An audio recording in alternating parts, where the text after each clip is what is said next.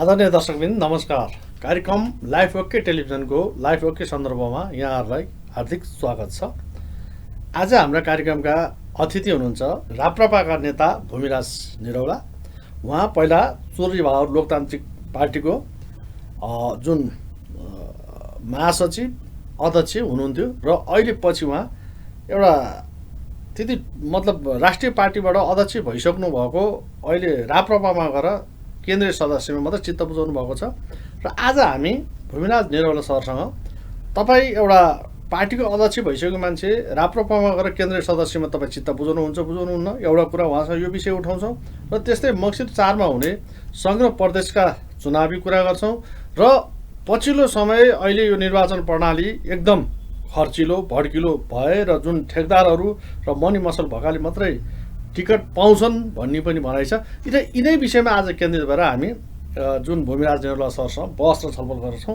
र भूमिराज निरौला सर हाम्रो स्टुडियोमा आइसक्नु भएको छ। म उहाँलाई स्वागत गरेर कार्यक्रम सुरु गरिहाल्छु। निरौला सर, यहाँ कार्यक्रममा स्वागत छ। धन्यवाद सर। आराम हुनुहुन्छ? हजुर, ठिक छु। सर, यो पछिल्लो समय राजनीतिक अवस्था त्यसको कस्तो देख्नु भएको छ सर? यहीँबाट सुरु गरौँ। अब अहिले यो देश दुनियाँलाई थाहा भएको कुरा, यो एउटा हामी अत्यन्तै महत्त्वपूर्ण अवसर यो नेपाली जनताको लागि चाहिँ राजनीति गर्ने यो राजनीतिक कर्मीहरूको लागि चाहिँ जुन जनअदालतमा उभिएर आफ्नो परीक्षा दिनुपर्ने महाचाड हो।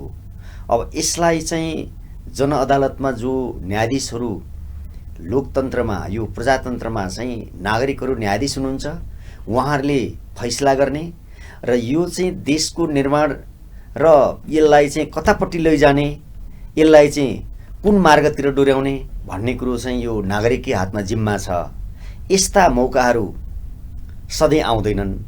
जाल झिल छल छाम तिक्रमबाजी गरेर पनि चुनावै नगराउने, बाँडीचुँडी सत्ताको चाहिँ के अरे बागडोर सम्हालिरहने, इथिक्सको राजनीति छोड्ने अनि भागबण्डामा मात्रै केन्द्रित हुने जुन हाम्रो पछिल्लो राजनीति जुन घटनाक्रमहरू छन्, ती कुरालाई पनि अब नागरिकहरूले चाहिँ मध्यनजर राखेर त्यस्ता तत्त्वलाई चिनेर त्यस्तालाई ठेगान लगाएर देशले जित्ने कामको लागि जो अहोरात्र खटेर देशलाई शिरमा नेपाली नागरिकलाई केन्द्रमा राखेर जसले काम गर्न सक्नुहुन्छ त्यस्ता योग्य दक्ष र सक्षम उम्मेदवारलाई चाहिँ मतदान गर्न म देशवासीलाई अपिल पनि गर्छु। हजुर सर, जस्तै हजुरलाई अहिले यो निर्वाचन प्रणाली कस्तो लागेको छ सर? एकदम खर्चिलो भड्किलो र ठुला पार्टीहरूमा पनि एकदम मनी मसल हुनेलाई मात्रै टिकट दिएको छ भन्छन्। यो टिकट वितरण, यो गठबन्धन निकै लामो सकस पर्यो यो भागभण्डा मिलाउनु पर्ने। हाम्रो नेपालको यो निर्वाचन प्रणाली गठबन्धनलाई हजुरले कसरी हेर्नुहुन्छ सर? अब सर्वप्रथम त हामीले योभन्दा अगाडिको जुन यहाँकै स्टुडियोमा आएर अरू स्टुडियोबाट पनि भनेका छौँ, निर्वाचन प्रणाली जबसम्म एजेन्डाको जित हुँदैन, जबसम्म चाहिँ एजेन्डाले चाहिँ भोट पाउँदैन, तबसम्म यथास्थितिवाद रहिरहन्छ। जस्तो खर्च गर्ने कुरा, जस्तो उम्मेदवारका खर्चका कुरा आए, त्यसमा 25 लाखदेखि 33 लाखसम्म भनेर चाहिँ एउटा न्युजमा मैले देखेँ मापदण्ड। 25 लाखदेखि 33 लाख भनेको सर्वसाधारण नागरिकको लागि त ठुलो अङ्क हो। 25 लाख निकाल्नलाई एउटा असल समाजसेवीले कि घर धितो राख्नु पर्यो, कि आफ्नो बस्ने चाहिँ के अरे घडेरी बेच्नु पर्यो, कि कहीँ चाहिँ राम्रो इन्कम हुनु पर्यो, कि उद्योगपति हुनु पर्यो। असल मनका ऋषिमुनिहरूको जस्तो मन भएका सादगी उम्मेदवारले त्यत्रो खर्च गर्न हम्बे हुन्छ। जस्तो राज्यले 25देखि 33 भन्यो भने त्यसको त 3 गुणादेखि 5 गुणा भन्दा पनि धेरै खर्च गरेका हुन्छन्। अनि यहाँ त पैसाले चुनाव जित्ने र राजनीतिलाई चाहिँ एउटा उद्योग र एउटा ठेक्कापट्टाको रूपमा रूपान्तरण गरियो। राजनीति चाहिँ विशुद्ध एउटा समाजसेवा गर्ने, एउटा समाजसेवाको लोगोको रूपबाट नलिएर यसलाई चाहिँ उद्योग र पेसाको रूपबाट लियो। र अधिकांश यी अहिले सत्तामा भएका दलका क्याडरहरूलाई यहाँले सोध्नुभयो भने तपाईँ के काम गर्नुहुन्छ भन्दाखेरि म पोलिटिक्स गर्छु। पोलिटिक्स पनि पेसा हो र? पोलिटिक्स पेसा होइन नि, पोलिटिक्स त सेवा हो नि। आफूले गरिखाने, आफूले चाहिँ के काम गर्नुपर्ने छ, व्यवसाय त अलग हुन्छ नि। यहीँनेरि चाहिँ यहाँ करप्सनको सुरुवात यहीँबाट, आशय नै मानसिकता नै दूषितबाट चाहिँ सुरु भयो राजनीति। त्यसले गर्दा यो चुनाव चाहिँ तड्किलो भड्किलो नै हुन्छ, खर्चालु नै हुन्छ। यसमा त्यति सन्तोषजनक ढङ्गले चुनाव सम्पन्न होला जस्तो निष्पक्ष धाँधलीरहित चुनाव सम्पन्न हुन्छ भन्ने कुरामा चाहिँ हामीलाई आशंका छ। सर, जस्तै हजुर एउटा यो चुरे बहादुर लोकतान्त्रिक पार्टीको तपाईँ महासचिव अध्यक्ष निर्वाचित पनि त्यही पनि है, टिकै होइन, निर्वाचित महासचिव र अध्यक्ष भएको मान्छे राप्रपामा केन्द्रीय सदस्यमा तपाईँले चित्त बुझाउनु भएको छ र तपाईँहरूसँग गएका धेरै साथीहरू पनि मरेर केन्द्रीय सदस्यसम्म पाएको छ भन्छन्। तपाईँ यसमा सन्तुष्ट हुनुहुन्छ सर? अब बडो महत्त्वपूर्ण कुरा सोध्नुभयो सरले। हामी पदको लागि भएको भए म महासचिव अध्यक्ष अलरेडी त्यहाँ छँदै थिएँ। मलाई पदभन्दा पनि हामीले 62-63 सालमा उठाएका मुद्दाहरू, राष्ट्रिय प्रजातन्त्र पार्टीको पनि राजेन्द्र लिङ्गदेनज्यूले ती मुद्दा चाहिँ अध्यक्ष राजेन्द्र लिङ्गदेनज्यूले उठाउनु भयो। एउटै मुद्दा एउटै एजेन्डामा हुबहु सबै कुरा मिल्ने भएपछि पदको कुरा भन्दा पनि देशले जित्ने कुरामा जानु पर्यो। त्यो राप्रपाभित्र कैयौँ पुराना नेताहरू, 70-75 वर्षको हाराहारीका नेताहरू सबै केन्द्रीय समितिमा हुनुहुन्छ। केन्द्रीय समिति भनेको ब्रह्माण्डै हो। केन्द्रीय समिति नटजोक्स त्यो सामान्य कुरा पनि होइन। अब मलाई चाहिँ पद के पाउनु भन्दा पनि देशलेका राष्ट्रिय एजेन्डाले जित्छन् जित्दैनन् भन्ने कुरा चाहिँ महत्त्वपूर्ण कुरा हो। मैले पदको लागि, हाम्रो टिमले, वार्ता टिम नै थियो, हामीले पदमा केही पनि बार्गेनिङ गरेनौँ।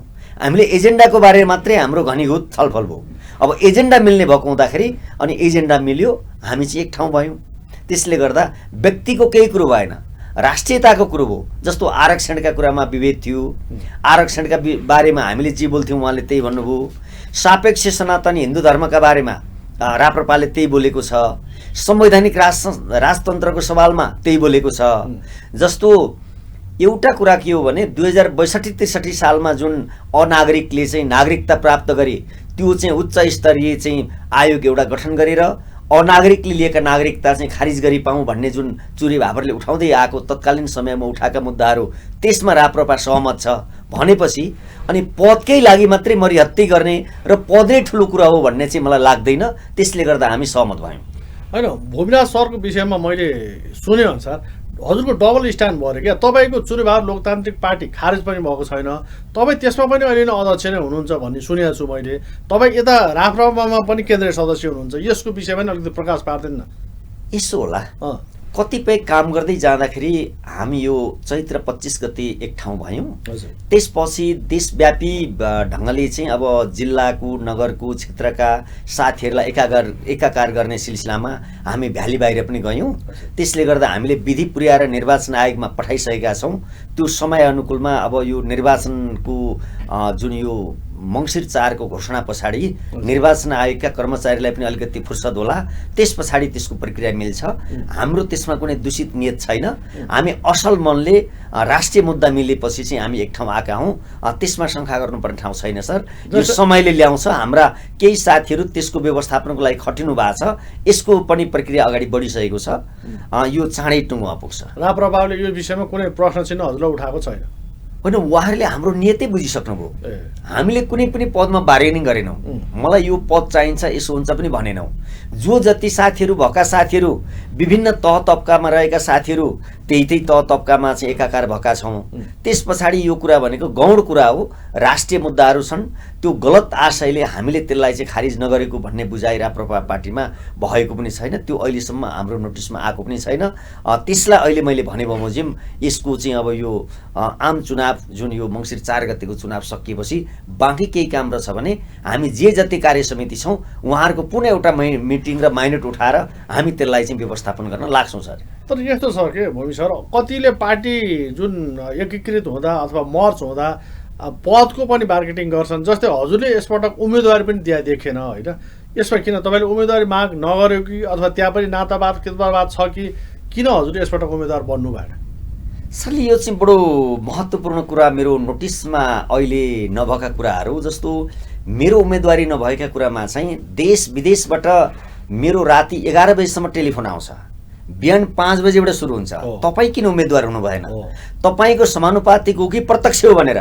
तर म यही तपाईँको लोकप्रिय टेलिभिजनबाट के भन्छु भने हाम्रो चाहिँ भर्खर पार्टी मर्ज भएको, म एउटा मात्रै चुनावी क्षेत्रमा सीमित हुँदाखेरि अब सबै ठाउँमा जान र आफ्नो जुन जे जति यो 15 वर्षसम्मको चुरे भाबरको यात्रामा जे थियो उहाँहरूलाई सचेत गराएर चाहिँ हामीले यो भोट माग्न पनि भ्याउने अवस्था थिएन।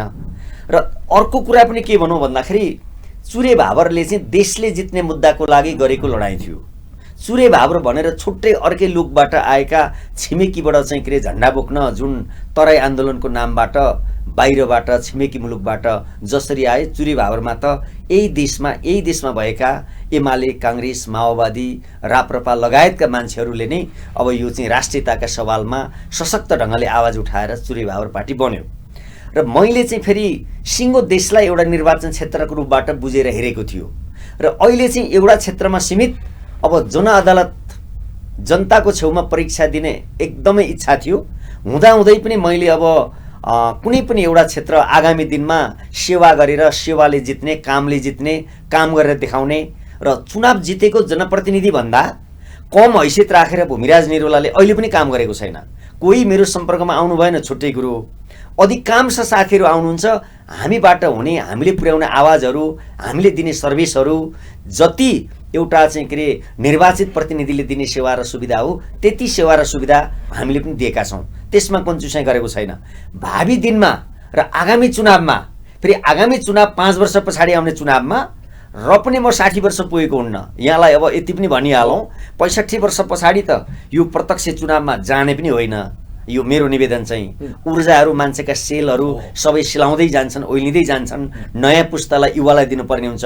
म अर्को चुनावमा जुन जनादेश, जुन जनताको अदालत हुन्छ, प्रत्यक्षमा उभिनेछु। तपाईँहरूको साथ, सहयोग र सेवाको लागि मैले पनि याचना गर्छु र मबाट हुने र यो हाम्रो समूहबाट हुने, राष्ट्रिय प्रजातन्त्र पार्टीबाट हुने साथ सहयोगको लागि समस्त देशवासीमा सदैव देशलाई शिरमा र नागरिकलाई केन्द्रमा राख्ने काम प्रतिबद्धताका साथ कायम रहन्छ। अहिले चाहिँ मैले जिताएर देखाउने, आफू जितेर देखाउने भन्दा पनि साथीहरूलाई जिताएर देखाउने अभियानमा छु। सबै साथीहरूले स्वदेश विदेशमा रहेका सक्षम, दक्ष, राष्ट्रवादी युवा राष्ट्रिय प्रजातन्त्र पार्टीबाट हलो चुनाव चिन्ह लिएर जो उपस्थित हुनुभएको छ, उहाँलाई जिताउने कुरोमा सबैलाई मतदान गर्न अपिल र आह्वान पनि गर्छु र मेरो आफ्नो अभियान पनि त्यही रहनेछ। सरले मतदानको कुरा गरिरहँदा नि सर, यो अहिले देशैभरिबाट च्याउ उम्रिया जस्तो स्वतन्त्र उम्मेदवारहरूको उम्रिया छन्। लगभग 2100 चान्चुन छन् सङ्घ र प्रदेशमा गरेर उम्मेदवार होइन सर। र यो जुन स्वतन्त्रमा देखेको लहर हुटहुटीलाई यहाँले कसरी हेर्नुहुन्छ? र यहाँको ब्रह्मले भन्नुपर्दा, यहाँ एउटा पार्टीको अध्यक्ष पनि भइसकेका नाताले पनि यहाँको ब्रह्मले भन्दा कस्ता नेता र कस्ता मतदाता, कस्ता जुन यो नेतालाई भोट हाल्नुपर्छ अथवा स्वतन्त्र यो च्याउ उम्रिया जस्तो उम्रेकालाई यहाँको भनाइ अथवा यहाँको दृष्टिकोण के छ सर यसमा चाहिँ? बडो यहाँले प्रश्न पार्ने मौका दिनुभयो। सम्पूर्ण देश, स्वदेश विदेशमा रहनुभएका तमाम नेपाली दाजुभाइ दिदीबहिनीलाई म विनम्रताका साथ के गर्छु भने, यो प्रदेश खारिज गर्छु भन्ने स्वतन्त्र या दलका उम्मेदवार प्रदेशी खारिज नगरुन्जेलसम्म यो प्रदेश सञ्चालन गर्ने पैसाले स्वास्थ्य र शिक्षा निःशुल्क दिन सक्छौँ हामी। एक नम्बरमा प्रदेशको खारेजी, यो संहिता काम छैन, यो संहितालाई कोल्याप्स गर्ने, स्थानीय निकाय जुन तरिकाले काम गर्ने हो उसलाई पनि डिस्टर्ब भइरहेछ। यो प्रदेश भन्नेहरूले चाहिँ स्थानीय जनप्रतिनिधिलाई पनि काम गर्न डिस्टर्ब गर्नुभएको छ। छाती मात्र राखेर आफ्ना कुल पितृ र 33 कोटी देवदेवतालाई सम्झेर देशभन्दा माथि केही छैन भन्ने समूहले प्रदेश खारेजीको एजेन्डा जोसँग छ उहाँलाई मत दिनुहोस्। एक नम्बरमा प्रदेश खारेजीको एजेन्डा बोक्नेलाई र त्यो व्यवहारमा पनि कार्यान्वयन गर्नेलाई।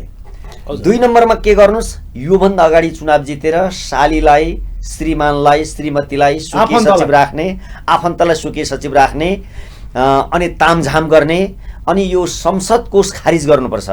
त्यो संसद कोषका नामबाट खरबौँ चाहिँ यहाँ करप्सन भयो।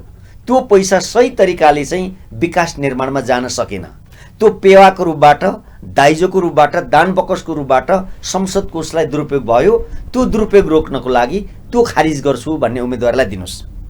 तेस्रो नम्बर कुरा, अनादिकालदेखि हाम्रो धर्म, संस्कृति, पहिचान बोकेको सनातन हिन्दू धर्म जो परम्परा छ, मुलुकको मुख्य धर्म सनातन हिन्दू धर्मको जुन एजेन्डा बोकेर जो आउनु भएको छ उहाँलाई मतदान गर्नुहोस्। तेस्रो नम्बर कुरा, न्यायपालिका बुझेको, कार्यपालिका बुझेको, व्यवस्थापिका बुझेको भुइँ मान्छेलाई दिनुहोस्। तपाईँहरूले खोजेकोलाई भेट्ने प्रतिनिधिलाई, योभन्दा अगाडिका प्रतिनिधिलाई दिनुभयो नि। ल, चुनाव भएदेखि मेरो फलानु क्षेत्रबाट 12,000 मत आएको थियो, मैले अहिले चाहिँ जित्छु। तपाईँले त्यो 12,000 मत ल्याएर त्यो दिनबाट फर्केर त्यो क्षेत्रमा जानुभयो, निरन्तर खट्नुभयो, जनताको दुःख सुखमा साथ दिनुभयो। तपाईँको बकौदा, तपाईँको चाहिँ धन, तपाईँलाई चौपाए धनको रूपबाट मतदाता बसिदिनु पर्ने वाहियात, यस्ता मान्छेलाई भोट नदिनुहोस्। चुनाव हारे पनि कन्टिन्यू तपाईँको सेवामा आइरहनु भयो, बसिरहनु भयो। तपाईँले खोजेको बेला मोबाइल उठाएर मर्दा पर्दा आपद विपद सामन्त शोषक जाली फटाले अन्याय अत्याचार गर्दा तपाईँ एम्बुलेन्स बनेर जनताको साथमा पुग्नुभयो कि पुग्नु भएन? भूमिराज निरौलालाई चिन्ने मान्छेलाई सोध्नुहोस् तपाईँलाई। अब दुश्मन छन् कतिजना भ्रष्टाचार विरोधी अभियानमा भएको मान्छे, म उनीहरूलाई भित्तैमा पुर्याएर धुलो चटाउनेले गुन्डा हो भन्लान्। तर सही सत्य मान्छेलाई छाती मात्र राखेर हामी अहिले पनि रातको 12 बजे पनि जनमानसमा परेको समस्यामा हामी समर्पित भएर लाग्छौँ। म त आफूलाई अझै बढी समाजसेवी भन्न रुचाउँछु। म समाज सेवामा तल्लीन भएर, हाम्रो टिम तल्लीन भएर लागेको छ। त्यसले गर्दा यो चुनाव चाहिँ त्यस्ता करप्सनमा नलागेका अनि पटक पटक चुनाव जितेका अनि निर्वाचन क्षेत्र परिवर्तन गरिरहने मान्छेलाई भोट नदिनुहोस्। जब एकचोटि चुनाव जितेपछि अनि उहाँले के गर्नुभयो, बीचमा तपाईँको घरमा नमस्कार गर्न कतिचोटि आउनुभयो, तपाईँको व्यक्तिगत जिन्दगीमा केही सोध्नुभयो कि सोध्नु भएन? तपाईँको पारिवारिक, शारीरिक, मानसिक, व्यवहारिक, तपाईँका हरेक कुरामा उहाँले मद्दत गर्नुभयो कि गर्नु भएन? अहिले आएर भोट खसाल्ने बेलामा मात्रै तपाईँको घर दैलोमा आउने एउटा खसीले त्यो गएर चाहिँ जुन त्यो काट्न लागेको ठाउँमा, त्यो बगडेको ठाउँमा गएर रुवाबासी गरेर त्यसको के अर्थ लाग्छ? तपाईँको भोटका लागि मात्रै रुवाबासी गर्न आउने मान्छे योभन्दा अगाडि पटक पटक चुनाव जितेका मान्छेलाई त्रिशूलले डामेको, जब चाहिँ गोरुलाई साँडे भनिन्छ जोत्न मिल्दैन नि, उहाँलाई त्रिशूलले डाम्नुहोस्, तपाईँको स्वस्तिक छापले उहाँहरूलाई बदर गर्नुहोस्। देश बर्बाद हुन्छ, देशभन्दा माथि केही पनि हुँदैन। हाम्रा सन्ततिलाई +2 गर्ने बित्तिकै नेपालमा बस्न मन नलाग्ने, राजनीति कुरा गर्छु भनेर बाहिर काहीँ भन्यो भने यो जति बदमास र फटाक कोही पनि होइन भन्ने हुन्छ। काहीँ हाम्रो परिचय माग्दा पनि यो राजनीति अभियान सहितको परिचय दिन मिल्ने अवस्था तपाईँहरूले बनाउनु भएको छैन। त्यसले गर्दाखेरि 65-70 वर्ष नायकलाई, पटक पटक मन्त्री प्रधानमन्त्री भएकालाई यस पटक भोट नदिनुहोस्। दक्ष, योग्य, सक्षम, राष्ट्रवादी र तपाईँले खोजेको बेला भेट्ने, जनतासँग चाहिँ घुलमेल भएको, यहाँ चाहिँ एउटा पर्यटकीय हिसाबले चाहिँ क्षेत्रमा चाहिँ क्षेत्र परिवर्तन गरिरहने मान्छेलाई चिनेर मतदान गर्न हुन चाहिँ सबै देशभक्त आमा बुवा दाजुभाइ दिदीबहिनीलाई विनम्रताका साथ अपिल र अनुरोध गर्न चाहन्छु। म भूमिराज सरले भनेका यो मापदण्डहरू छन् नि, के यो राप्रपासँग छ सर? राप्रपासँग मिल्छ यो अहिले हजुरले भनेका जुन विषयवस्तु, जुन यो त एउटा दिव्य उद्देश्य भयो होइन, देश बनाउनलाई यो यहाँले भने जस्ता त्यो खालको मापदण्डमा टेकेर भोट हाल्यो भने देश पक्कै बन्छ। के यो हजुरले भने मापदण्डमा राप्रपा छ त सर? मैले पुनः निवेदन गर्छु, राप्रपा भन्दैमा आँखा चिम्लिएर अयोग्य मान्छे छन् भने, पटक पटक चुनाव जितेर जनताबाट भागेका, जनताको सम्पर्कमा नजाने कोही भए पनि दलको घेरा तोड्नै पर्छ। दल चाहिँ तपाईँलाई, कुनै पनि दललाई, सबै दलमा नेपालमा हुनुभएका राजनीतिक दलमा आस्था राख्नुहुने समस्तलाई पनि म पार्टी पङ्क्तिमा रहेर, अग्रपङ्क्तिमा रहेर काम गर्नुभएका तमाम मित्रहरूलाई पनि म के निवेदन गर्छु भने, तपाईँको पेन्सन आउने होइन, तपाईँको घरबारी जाने होइन, तपाईँको जीवज्यान जाने होइन, तपाईँ उहाँहरूको बदुवा कुनै प्राणी होइन, कुनै पन्छी होइन। त्यसले गर्दा दलको घेरा पनि तोड्नुपर्छ। म यो दलमा थिएँ, बाउले यो दलमा भोट हालेका थिए, बराजुले यो दलमा भोट हालेका थिए, यस्ता वाहियात कुरा गरेर हाम्रो मतको दुरुपयोग गरेर नदिउँ। अब पुराना मान्छे भन्दैमा हाम्रो स्वर्गवासी जनप्रिय नेता बीपी कोइराला जस्ता, मनमोहन अधिकारी जस्ता, गणेशमान जस्ता, ऋषिमणि जस्तो मन भएका, त्यस्ता त्यति सद्गुण भएका कोही हुनुहुन्छ अहिले यो युगमा? त्यस्ता भए पुराना भए पनि केही छैन, भोट दिउँ। को हुनुहुन्छ मनमोहन अधिकारीको चाहिँ ओजको व्यक्तित्व, उहाँलाई भोट दिउँ। को हुनुहुन्छ कृष्ण प्रसाद भट्टराई जस्तो ओज भएको? गणेशमान सिंहज्यू आफू प्रधानमन्त्री हुने ठाउँमा अर्को प्रतिनिधि पठाउने, त्यति त्याग गर्न सक्ने को हुनुहुन्छ? त्यस्तो कोही हो भने पुरानो भनेर पनि केही हुँदैन। ओल्ड इज गोल्ड, जति पुरानो भयो त्यति राम्रो। तर यहाँ त सत्तामा भेन्टिलेटर हस्पिटलबाट नफुत्काउँदासम्म आफै मन्त्री भइरहनु पर्ने, पार्टीका साथीहरूलाई किनार लगाउनु पर्ने, सबै तपाईँहरू चाहिँ शासक, अरू सबै चाहिँ सेवक भएर बसिदिनु पर्ने। र सेवक र शासकको जस्तो व्यवहारले राजनीति पार्टीमा लम्पसार परेर बस्नु भनेको डाडुमा पानी तातेर मर्नु सर हो मनोहरी सर। मेरो निवेदन चाहिँ त्यस कारणले- दलको घेरा अँ। देशभन्दा माथि केही हुँदैन भनेर दलको घेरा तोड्नुपर्छ तपाईँहरू राष्ट्रवादी साथीहरूले। जसले म त एमाले म त काङ्ग्रेस केही पनि होइन, नेपाली हो, एउटा राम्रो असल काम गर्ने लोगो मात्रै हो राजनीति भनेको, सेवा हो। राजनीतिलाई सेवाभन्दा बढी बुझ्ने, उद्योग धन्दा नै बुझ्ने समूहको पछाडि तपाईँ हामी नलागौँ भनेर अपिल गर्न चाहन्छु। भूमिनाथ सर, जस्तै अहिले बाहिर यो मतदातामा के खालको कुरा सुनेँ मैले भने नि, जुन एमालेसँग हजुरहरूको तालमेल भनौँ, सहकार्य भनौँ होइन, 2-4 ठाउँमा कति ठाउँमा भयो, फेरि एजेन्डा बेच्यो अथवा एमालेसँग किन तालमेल गर्यो, भोलि चुनाव जितेकै खण्डमा भने फेरि एमालेसँग मिलेर सरकारमा जान्छ। राप्रपा र एमालेमा के फरक, राप्रपालाई हाल्ने सट्टा त एमालेलाई हाल्दा राम्रो भन्न थाल्यो नि त सर। तर के भन्नु चाहिँ यो तालमेल अथवा सहकार्य? सर, कतिपय ठाउँमा बाध्यात्मक अवस्थाहरू पनि हुन्छन्। अब समदुरी भन्छ राजनीतिमा, राजनीतिको समदुरी हेर्ने हो भनेदेखि अहिलेको यो नागरिक अध्यादेश, नेपाली नै अल्पमतमा पर्ने जुन अध्यादेश छ, त्यो अध्यादेशको विरोध एमाले भन्ने दलले गर्यो। तर संहिताका कुरा त तपसिलमा यो कसैले पनि थेक्न सक्दैनन्।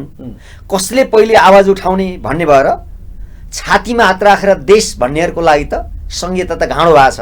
तर भन्दैन नि होइन, यो कार्यकर्ता धेरै कार्यकर्ता भए, नपछ्याउने भए, झोला नबोक्ने भए, भोट नमाग्ने भए, कार्यकर्ता व्यवस्थापन गर्ने माध्यम हो। हामीले कर तिरेको पैसाले, राष्ट्रको ढुकुटीले तपाईँका कार्यकर्ता पाल्ने र त्यो प्रदेश र संहिता राख्ने काम नगर्नुहोस्। विनम्रताका साथ तपाईँहरू देशलाई मेरो प्यावा हो, मेरो ठेक्का हो, नेपाल मेरो वीरता हो, मेरो बकौता हो भन्ने जो नेतागण हुनुहुन्छ, तपाईँको बाउको बकौता होइन, वीरता होइन। हामीले तिरेका करले निशुल्क स्वास्थ्य र शिक्षाको लागि सबै नेपाली जनताले काहीँ विदेशिनु पर्दैन, त्यसको लागि पनि हेक्का रहेछ। जब हामीले 62-63 सालको एउटा चाहिँ जनआन्दोलन नामधारी 19 दिने अराजक तत्त्वले चाहिँ सिंहदरबार र चाहिँ के अरे नारायणी दरबारका वाल फुटाए, राजाले लुटे भन्ने, आफूले लुट्न नपाएर पो राजालाई लुटे भनेको छ। जस्तो कलङ्कीको चोकमा एउटा चोर आयो, एउटा उदाहरण। अब चोर गयो थानकोटतिर, तर खेद्ने काम बालाजुतिर भयो। यसरी चाहिँ रहेछ यो गणतन्त्र ल्याएको।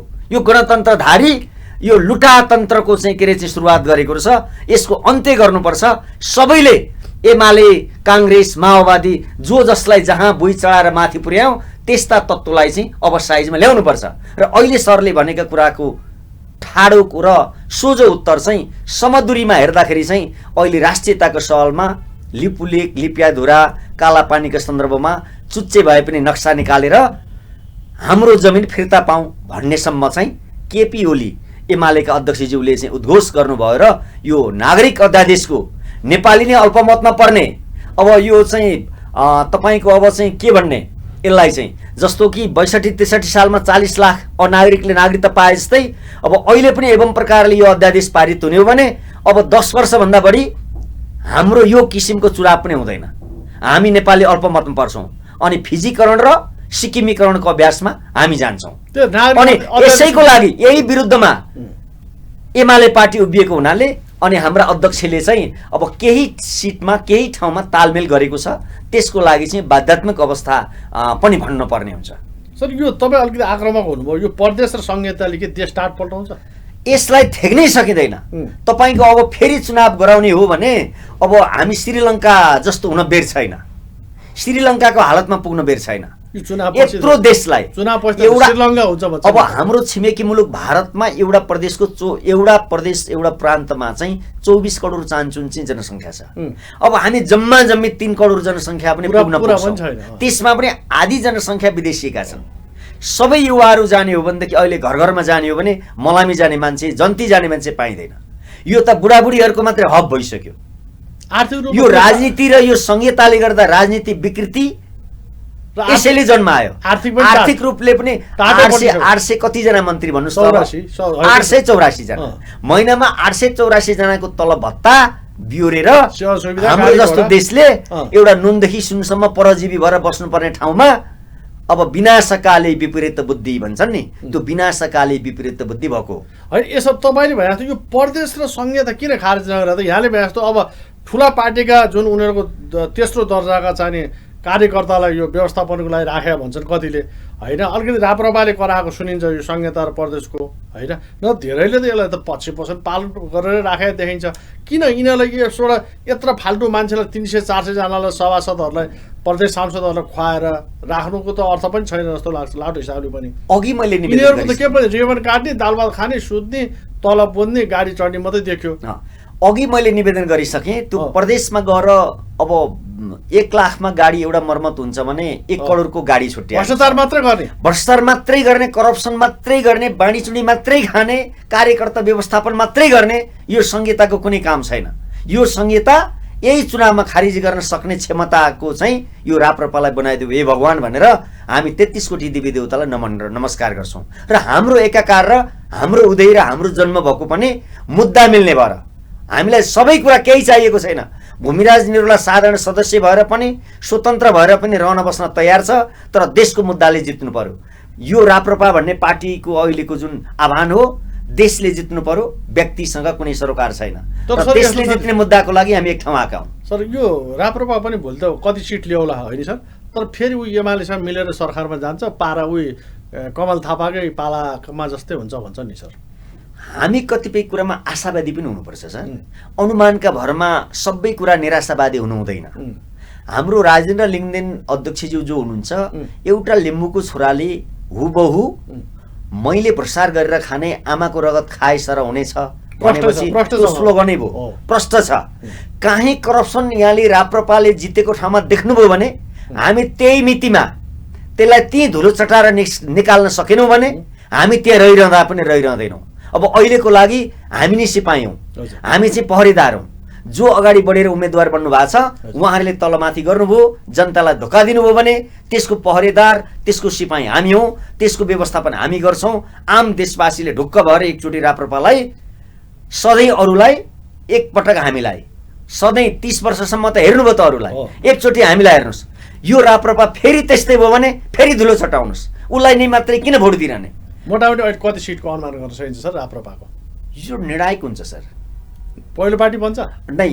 हामीले अरूले जस्तो एउटा हचुवामा धेरै कुरा त नबोलिहालौँ, तर यसले अर्थ लाग्छ। हामी चाहिँ अहिले हाम्रो अभियान र यो जनमानसको यसो हुइम देख्दाखेरि चाहिँ हामी पहिलो पार्टी बन्छौँ भन्ने खालको अड्कल गर्न सकिन्छ सर। भूमिराज सर, हाम्रो कार्यक्रमको निर्धारित समय सकिन लाग्यो भनेर मलाई प्राविधिक मित्रले जानकारी गरिरहनु भएको छ। अन्तिममा यो लाइभ ओके टेलिभिजन हेरेर बस्नुभएको दर्शकलाई हजुरको भनाइ के छ अन्तिममा?